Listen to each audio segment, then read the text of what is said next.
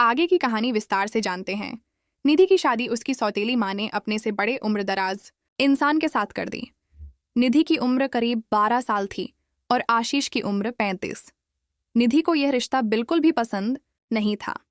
उसने अपने पिता से कहा कि अभी मुझे शादी नहीं करनी है। जैसे ही निधि अपने पिता से यह कह रही थी, उसकी सौतेली माँ दूसरे कमरे से कान खड़ा किए सुन रही थी। ये बातें जैसे उसके कान में पड़ी, वह दौड़कर आई और निधि को डांटते हुए बोली, तेरी माँ तो चली गई और यह बोझ मुझ पर छोड़ गई। एक तो तेरी शादी अच्छे घर में कर रही हूँ, ऊपर से तू कह रही है तुझे भी पढ़ाई करना है, शादी नहीं करना है। तू पढ़ लिख कर क्या कर लेगी? पढ़ने लिखने के बाद भी तो शादी करनी होती है। यहाँ बैठकर क्या मेरी छाती में मूंग डालेगी? जितना पढ़ना था, अब मैं जहाँ कहूँगी वहीं तेरी शादी होगी। और इस बड़े घर तो तेरी किस्मत अच्छी है कि उसने तुझे पसंद कर लिया। उसके बाद पिता कहते हैं, निधि बेटा, देख, शादी तो वैसे भी हर लड़की करना होता है और इस उम्र में थोड़ा ज्यादा है, लेकिन देखने में बहुत अच्छा है और पैसा वाला भी है। तुझे खुश रखेगा, तुझे किसी भी चीज की कमी नहीं होगी और उसने तुझे खुद पसंद किया है। निधि को अपने पिता से कहने का कोई फायदा नहीं होता है। वह अपने कमरे में आती है और फूट फूट कर रोने लगती है कि आज उसकी माँ होती तो उसे यह दिन ना देखना पड़ता। पिता के शादी के बाद माँ तो सौतेली मिल गई, साथ में खुद का सगा पिता भी सौतेला हो जाता है। दिन नजदीक आए और तारीख को निधि और राशि शादी के बंधन में बंध गए। वह अपने ससुराल आती है। ससुराल का घर बहुत बड़ा था और पैसे वाले लोग थे। दरअसल निधि की माँ की खुद की 2 बेटियां हैं और आशा और निराशा जो दूसरे शहर में हॉस्टल में रहकर पढ़ाई कर रही हैं। उसकी पढ़ाई का खर्चा वह आशीष से ही वसूलेगी। अब तो आशीष उसका दामाद बन गया है। ठिकनी छुपी बातें करके आशीष से वह अपनी दोनों बेटियों की पढ़ाई लिखाई का खर्चा निकालेगी। आशीष की अपनी खुद की 3 फैक्ट्रियां हैं। उसने इस शादी के लिए अपनी दोनों बेटियों का रिश्ता आशीष के लिए देखा, लेकिन आशीष से मना कर दिया। उसकी दोनों बेटियों से ज्यादा सुंदर निधि है, इसलिए आशीष का दिल निधि पर आ गया। उसकी माँ ने सोचा, चलो ठीक है, मेरी बेटी से ना सही निधि से यह शादी करवा देता हूँ और निधि से मिलने उसे ससुराल जाया करोगे। आशीष इतना बड़ा मालिक होकर वो अपनी सालियों के लिए तो कुछ करेगा। यह सोचकर कि उसने निधि की शादी आशीष से करवा दी। लेकिन अंदर ही अंदर निधि की माँ निधि से चिढ़ते रहती, क्योंकि निधि एक सुख संपन्न विपुल घर में गई थी, जबकि निधि अपने मायके में उसके सौतेले माँ उस घर का सारा काम करवाती और बचा कुचा खाना निधि को देती। शायद उसे कभी अच्छा और गर्म खाना नसीब होता। जब भी उसके दोनों बेटी आई निधि के घर में बनकर अपने दोनों बेटियों के साथ शॉपिंग करने चली जाती। माँ और दोनों बेटियों आशा और निशा बाहर घूमती है, अच्छा अच्छा खाना खाते, अच्छे कपड़े पहनते और शॉपिंग करते हैं, और निधि 4 दीवारी में बंद अपनी माँ को याद करती। आज उसकी किस्मत आशीष के साथ लिखी गई है, लेकिन उसे यह डर लगता है कि आशीष इतना उम्रदराज है, वह इसके साथ कैसे रह पाएगी। आज आशीष और निधि की सुहाग रात है। निधि अपने कमरे में घबराए से बिस्तर पर बैठी थी। आशीष कमरे में आता है। वह निधि से कहता है कि तुम बहुत थक गई हो, तुम्हें थकान लग रही है तो इतने भारी कपड़े उतार कर कुछ हल्के पहन लो और आराम कर लो। निधि शर्माए गर्दन नीचे कि अपने घुटने पर सर को टिकाए बैठी थी। आशीष उसके करीब बैठता है, निधि के घूंघट को धीरे से हटाता है, उसके चेहरे को अपने हाथों से ऊपर करता है और निधि से कहता है, निधि क्या तुम इस रिश्ते से खुश नहीं होगी? निधि कुछ नहीं कहती है। वह फिर से कहता है, निधि तुम्हारे मन में मेरे प्रति कोई भी उलझन होगी, कोई भी बात हो तो खुलकर मुझे बता सकती हो।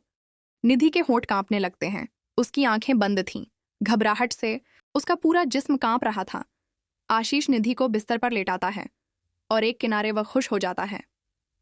सुहाग रात के दिन आशीष ने निधि को हाथ तक नहीं लगाया, क्योंकि वह निधि से सच्चे मन से दिल से प्यार करता था।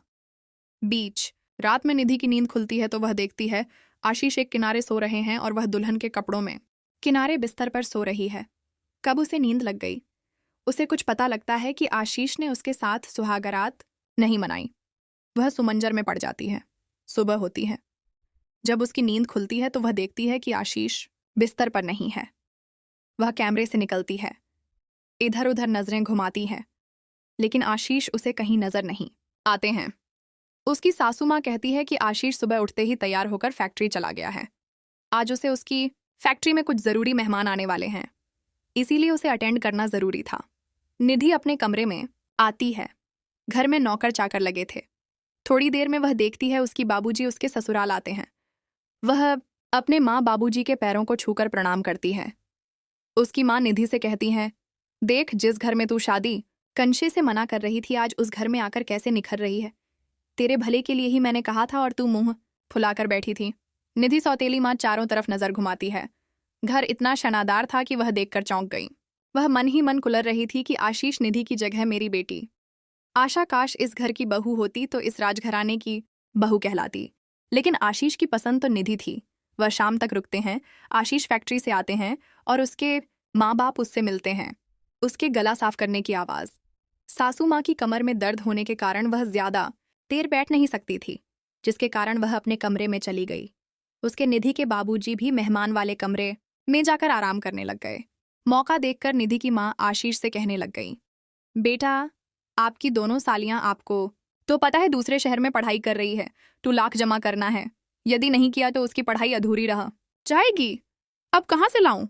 मुझे कुछ समझ में नहीं आ रहा है, क्या करूं? हम ठहरे गरीब लोग, लेकिन आशा और निशा की जीत के कारण मुझे उन्हें पढ़ाई पड़ रहा है। बेटा मैंने निधि को भी निशा के साथ भेजकर पढ़ाई की सोची थी, लेकिन घर में पैसों की तंगी और निधि के पढ़ाई में बिल्कुल मन नहीं लगता। उसे घर के काम काज में ही मन लगा रहता। अब निधि की दोनों बहनें आशा और निशा पढ़ रही थीं, लेकिन उन्हें अगले महीने यदि 2 लाख ना जमा कर पाओ तो उनकी पढ़ाई अधूरी रह जाएगी और वह उदास से मुंह लटकाकर बैठ जाती है। वह नजरें चुराकर आशीष को देखती है। आशीष के मन में क्या चल रहा है? आशीष कहते हैं, ठीक है माँ जी, इनको आप चिंता ना करते हुए कोई ज़रूरत नहीं है, आपके खाते में 2 लाख मैं ट्रांसफ़र कर दूंगा। निधि की माँ कहती, नहीं दामाद बाबू, मैं आपसे पैसे कैसे ले सकती हूँ? आशीष इस पर कहते हैं, कोई बात नहीं माँ जी, मैं भी तो आपके बेटे जैसा ही हूँ। निधि की माँ कहती है, ठीक है दामाद जी, मैं जल्द ही आपको लाख वापस कर दूंगी। इस पर आशीष कहते हैं, बस निशा और आशा की पढ़ाई पूरी हो जाए, पैसे तो आते जाते रहेंगे। वह आशीष की लाख लेती और उसे आशीर्वाद देती, निधि को भी साथ में आशीर्वाद देती, निधि को भी साथ में आशीर्वाद देती, लेकिन निधि की किस्मत से वह अंदर ही अंदर चिढ़ते रहती। इसके बाद अगली सुबह होते ही निधि की माँ बाबूजी उस ससुराल चल जाते हैं। ऐसे ही कुछ 1 महीने में वह आशीष से पैसे अपने खाते में ट्रांसफर करवा देते हैं। यहाँ सब कुछ निधि समझ रही थी कि उसकी शादी उसकी माँ ने इस घर में इसलिए किया है ताकि आशीष के पैसे से अपनी ज़रूरत पूरा कर सके। आशीष एक उम्रदराज हमारी शादी मैच नहीं करती, लेकिन वह एक अच्छे इंसान हैं। आज मेरी शादी को 10 दिन होने वाले हैं, लेकिन बिना मेरी इजाज़त के उन्होंने मुझे हाथ तक नहीं लगाया है। आशीष अब धीरे धीरे मुझे अच्छे लगने लगे हैं। मैं आशीष के लिए उनके पसंद का खाना बनाती हूँ, जो उनकी माँ ने मुझे बातों में ही बताया था। आज की रात आशीष को पसंद का आलू का पराठा बनाकर उन्हें कमरे में देने जाती हूँ। वह जैसे ही मुझे नज़र उठाकर देखते हैं, देखते ही रह जाते हैं और बिस्तर से खड़े होकर के आते हैं।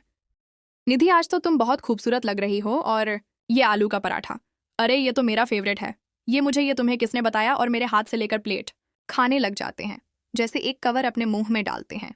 वह मेरी ओर देखते हैं और इसके बाद पहला कवर वह मुझे खिलाते हैं और हाथ पकड़कर बिस्तर पर बैठाते हैं और अपनी फैक्ट्री की बातें करने लग जाते हैं। वह खुद भी खाते हैं और मुझे भी खिलाते हैं। उनकी यह प्यार मुझे उनकी ओर खींचती है। जब रात होती है तो मैं देखती हूँ कि आशीष कुछ दवाइयाँ खा रहे होते हैं। मैं उनसे पूछने की कोशिश करती हूँ, फिर मैं रुक जाती हूँ। फिर मैंने हिम्मत करके पूछा, ये कौन सी दवाई आप खा रहे हैं? आशीष कहते हैं, कुछ नहीं, बस ऐसे ही, और वह सोने लगते हैं। फिर कहते हैं, फिर मैं उन्हें रोकती हूँ कि नहीं, आप बताना तो कोई बात नहीं। फिर मैं एक तरफ मुंह करके सोने लगती हूँ। वाशी उठकर बैठते हैं और कहते हैं, निधि, यह दवा उत्तेजना शांत करने की है। हमारी शादी को 3 दिन हो गए हैं और जिसमें मेरी शादी हुई है मैं उसे पसंद करता हूँ। मेरे इतने करीब होकर के भी मैं तुम्हें छू नहीं सकता, तुम्हारे जिस्म को प्यार नहीं कर सकता। तुम्हें देखकर मेरा उत्तेजित हो जाता है, लेकिन क्या करूं?